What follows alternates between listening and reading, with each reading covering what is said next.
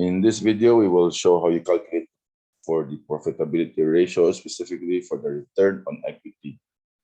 So profitability ratios show the combined effects of liquidity, asset management, and debt management on operating results. These are a set of measurements used to determine the ability of a business to create earnings. The return on equity specifically divides the net profits by the total amount of equity on the balance sheet. Favorable high ROE ratio is often cited as a reason to purchase a company's stock, and companies with a high return on equity are usually more capable of generating cash internally and therefore are less dependent on debt financing. So for ROE, use this formula: ROE equals net income divided by the total equity. Let's look at an example.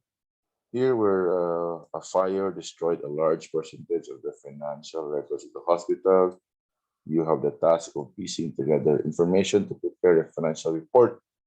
You find the profit margin to be 6.7%. If sales were $50 million on total assets of $20 million, and the amount of debt financing was $7.5 million, what was the hospital's return on equity? So looking at this formula, ROE equals net income divided by total equity. For the net income, we will calculate that by multiplying your sales of $50 million with your profit margin of 6.7%. This should give us a value of $1 million. For total equity, we will calculate this by